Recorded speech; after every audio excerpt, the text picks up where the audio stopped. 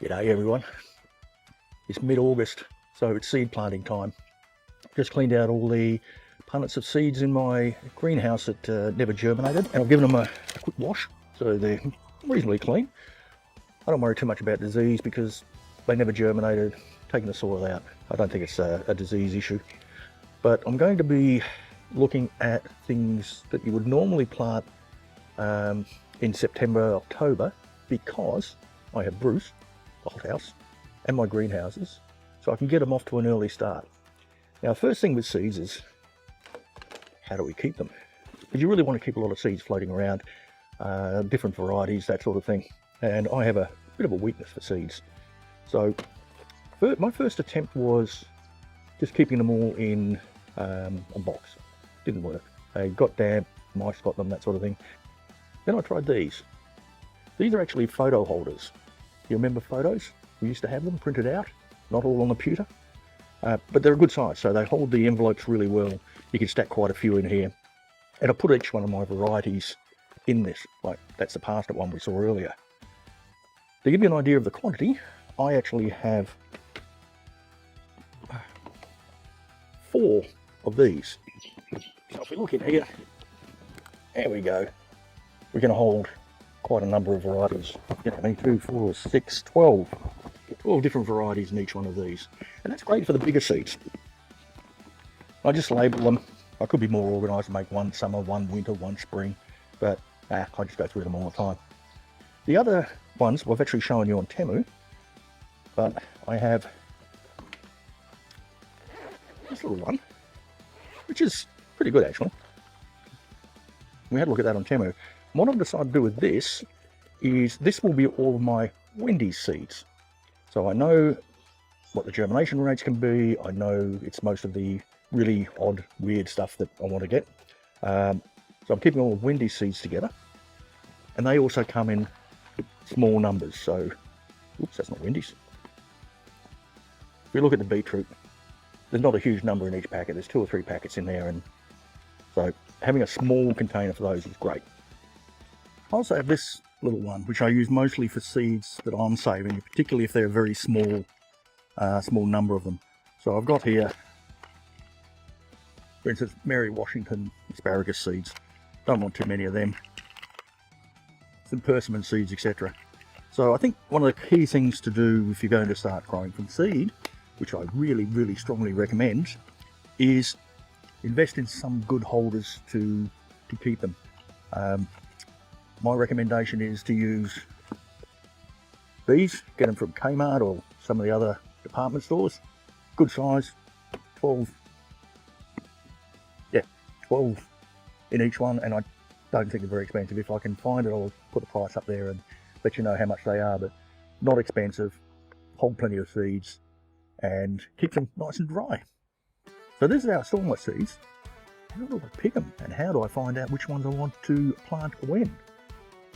That's the next chapter. Let's have a look. What can we grow from seed? In case you're interested, nobody really knows how many varieties of vegetables are out there. Some say 20,000 thereabouts, but it's a lot. What can we grow in our garden? Well, it depends where you are, but probably most of those. It's a question of whether you can get the seed or not. And I'll go into a little bit about where to get seed from and how to choose them, particularly for those of us in Australia and Western Australia in particular with our really, really strict quarantine laws. And I've done a couple of videos on that with Wendy's and some others. So I use this seed guide that I got from Green Life Soil.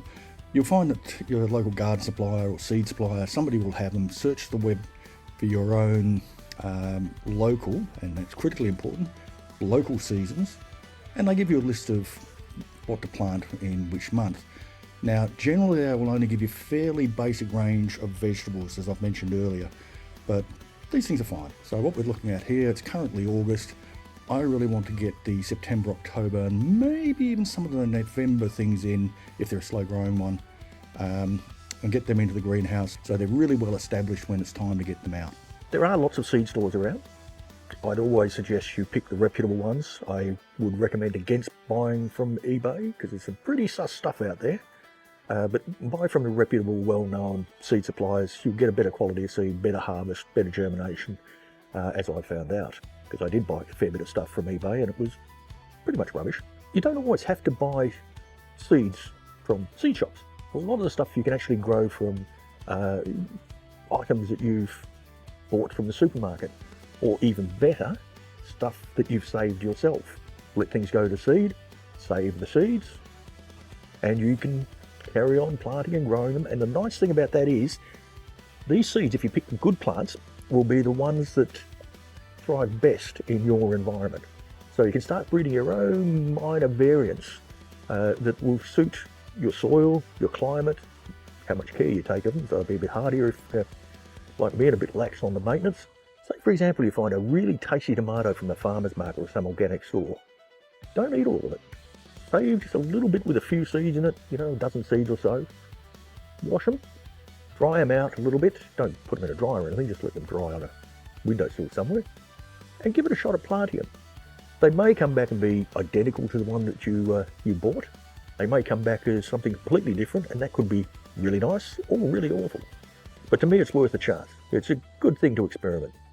Well, I like experimenting. It's what I did for a job, isn't it? Sigh. Anyway, so if you're saving seeds, and I'll go back to my container if I can find where I put it. There it is. Some of the seeds that I've saved. Psyllium. And again, all I've done, in the case of these ones, is I've saved the tiny little berry.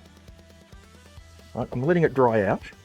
Then I'll scrape the flesh off it, give it a wash, and I'll try planting them when it's a bit warmer. I actually haven't bought any dill in years.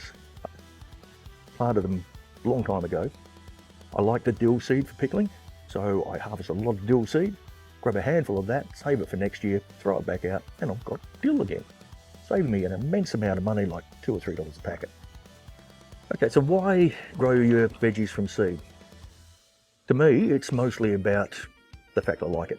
I like watching them grow, I like seeing where I have success, trying to fix when I have the failures. And I just did a short on cleaning out my greenhouse from all the non-germinated seeds. Really sad, but some work, some don't. So about once a year I clear out all of the old seeds, because after a year it's not going to germinate. And I redo it all. But taking it from that tiny little seed right the way through to harvest, it's just a really good feeling. Another reason is cost. A punnet of seedlings in Australia will set you back anything from $2.50 to $5 for 6 or 8 seedlings. It's silly, it's an incredible price. You can get 200 seeds of things for half that price. If you look at carrots, you'll get a punnet of carrots. You'll maybe get 10 or so carrots in each of those cells. So you're getting about 20, 30 carrots for $3. A packet of 200 or 500 seeds is only the same price. So it really does make sense to grow from seed. And there are the other issues that some things don't take well to growing in punnets and then planting out. Things like parsnips and carrots don't like being transplanted. Peas don't like being transplanted. So they're better off planted directly in the ground, or at worst case, these paper, mache, cardboard type punnets that you can plant complete. You won't always succeed. But then again, it's life. I mean, you don't always succeed in everything in life. Main problems are germination, but you can overcome most of this by planting at the right time. If you don't have greenhouses and hothouses and those sort of things, just plant when the weather suits that particular type of vegetable. Other problems are you can get a fungal disease on the seeds as they sprout, and that just kills it off at the base and it wilts and dies. They do take constant care, so you need to make sure that they remain moist at all times. If you let them dry out, they will die very quickly, and that's the end of them. There's also the issue of transplanting. They get transplant shock. Normally you can overcome that either by being very, very careful and gentle, or picking the right seeds to put in punnets, or, as I said, try using these self-destruction type punnet things. But as I said, they don't last very long. So once you start watering them, you better hope things sprout. So pick the right sort of seed for those. Once you get them in the ground, it's sort of out of scope of this video, but you just go on the normal treatment, fertilise them every now and again. If it's the right sort of thing, like leafy greens need a fair bit of nitrogen, so top them up with nitrogen. But we'll go into that another day. We've got to pick our seeds. Now, I use my favourite tool for this, and it's probably something fairly uncommon for a gardener. A computer. If you have a computer, great. and it is the best way to find out what to plant when. I'm going to do a little bit of a short on different gardening programs and what I think of them if I can get a hold of them, if they're free, because I'm not going to pay for them because I haven't got that sort of money to throw around on things that don't work. Says he who buys lots of stuff from Temu. Maybe I should just go out and buy something. But I'll give you my opinion of some of them and the ones I do use. The ones I do use are Gardenate, and I'll link to that down the bottom. And that tells me what I should be planting at this particular time of the year in my particular location. And that's really handy. But it's only very basic. It doesn't give me the odd weird type veggies that I tend to like to grow. So they take a bit of hunting down. Normally when you buy the seeds, they will give you good information on the back of the seed packet. So if we grab one out from here, and this is a Digger's Purple Top Organic Turnip. And it tells us here, sow direct, summer, autumn, harvest in 8 weeks, what position it needs, water, sun, spacing, and all the rest.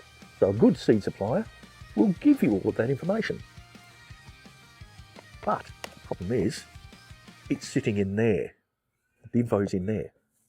You can't just sort of glance. You've got to go through and open up every box, look where it is. So you could create a spreadsheet or a paper diary, something to make a note of when you planted things and the success you had. And that really does help. I've been using these videos to remind me what happened.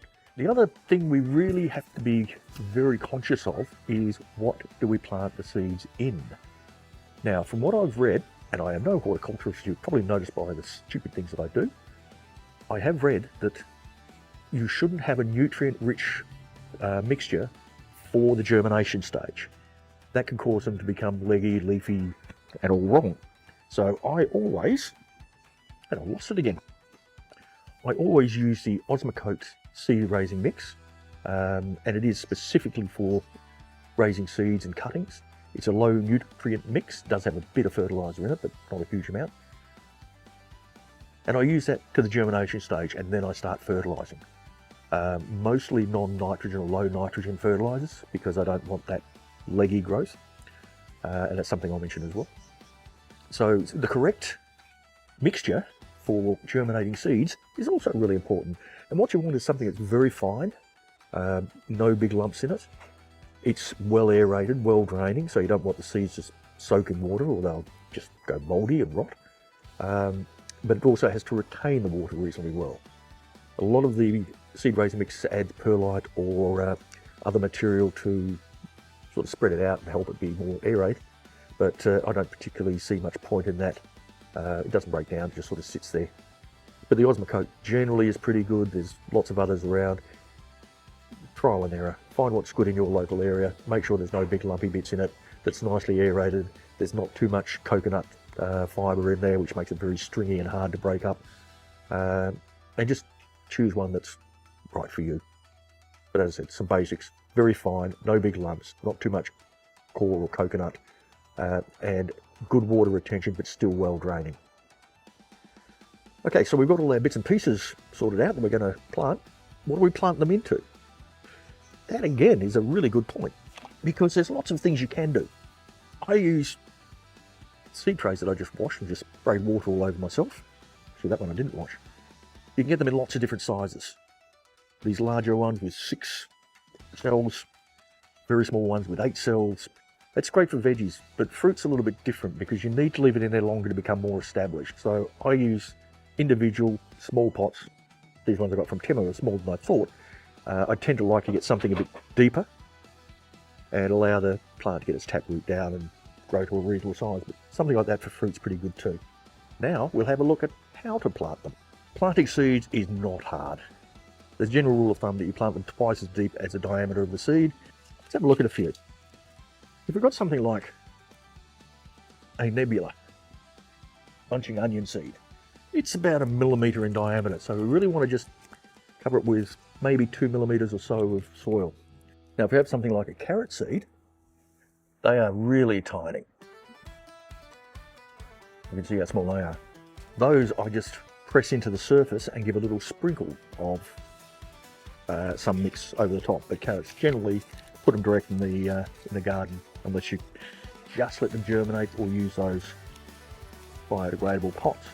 If we look at our peas, They're about a 3mm, 4mm diameter, so you want to put them round about a centimetre deep, and they will then grow up, sprout up. Plenty of nutrient for them in the seed itself, so they can actually grow. Handling small seeds can be a bit difficult, so you can buy small seed devices to sprinkle small seeds out, and I'll do some carrots in that, but I'm not going to plant them in punnets because I don't like planting carrots in punnets. So this just pulls apart. I assume we pour them in there. I've never used this before, by the way. So we'll pour them into there. There we are. Push our cap back on. And now, I'm not sure how we're going to film this, but we'll try. When we push the button, we should get many seeds out.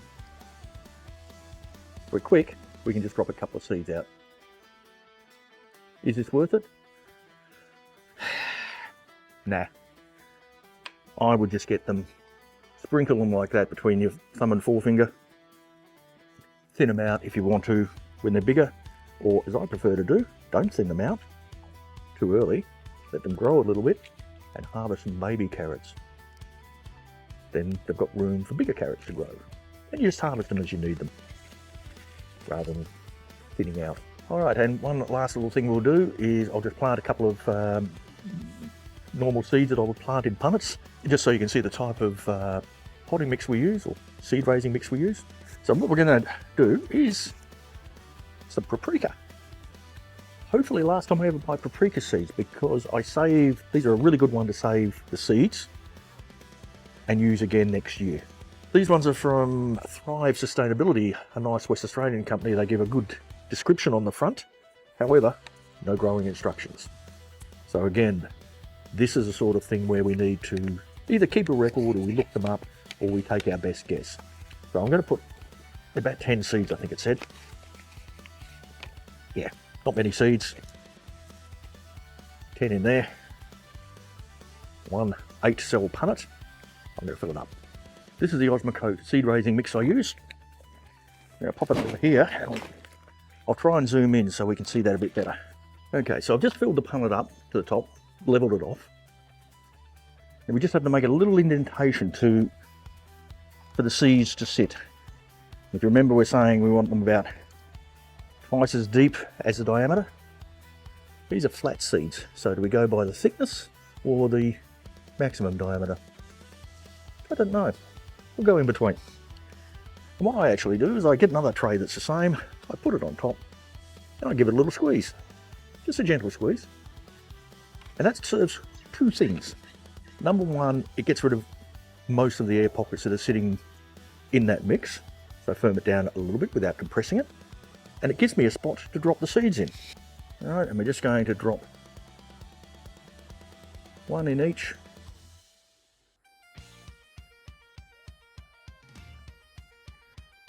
That gives me 2 left over, so we'll just do a couple. They only gave me 9 seeds. Oh dear, I'll have to complain about that. Won't be a good curmudgeon unless we complain about that. I probably dropped it, so not really. And then we're going to just sprinkle some more seed raising mix on top. Now if we have a look at the seed raising mix here, you can see how fine it is. That's really what you want. It's very light. There's not too many big woody chunks in there. In this batch there actually is a fair bit of woody chunks, but that happens. And all I'm going to do is get this. This is awkward, but I'd normally just do it on the bench. And I just put a little spot on top to cover the seed up. And we just gently pat that down. Alright, we put in one of our labels so we can remember what these are, with the date and the variety. And this one is ready to go to Bruce, sit on the heat mat, hopefully germinate. Once he's grown a little bit, put him in the greenhouse to acclimatise, grow a bit more, give it a little bit of low nitrogen fertiliser so that it doesn't get too leggy. And then, once it's big enough, out in the garden. And being paprika, I'll probably put this in pots. rather than my raised beds or directly in the ground. So once you've got germination, what are the other problems we can have apart from the mildew, fungal diseases, drying out, those sort of things? Well, that is leggy seedlings. This is where they grow really tall, usually because they're trying to seek the light, or you've given it too much nitrogen, and it's a problem that I'm still having even with my grow lights. I don't know that it actually causes huge problems if you can acclimatise them, get them to grow a little bit better, stronger. These daikon aren't too bad because they've got a nice thick stem, so they'll be fine. But things like cabbages, lettuce, if they get really leggy, they're just going to fall over. So you just got to make sure they're getting plenty of light, and not too hot, and not drying out, and not too cold. God, they're fussy. Like your children, aren't they? Fussy. Oh, nice little daikon. So that's how I go about it. I'll show you how I pick the seeds later on. Another video. And what seeds we're going to be going, and what families they belong to, and some other interesting sort of stuff without actually getting out there and digging in the garden. But I find it interesting. And if I find it interesting, I'm sure there are other cranky old men out there, or cranky old women, or young women, young men, anybody who's interested in gardening would like to know this too. So why don't you let me know what your favourite vegetable to grow at home from seed is, why it's your favourite, that'd be interesting, and I might see if I can grow them too. So like and subscribe if you want to. It'd be really nice to get some comments in there, start a bit of a conversation about what we're growing, and it makes me feel good. I like being subscribed to. Alright, enjoy life, catch you in the garden.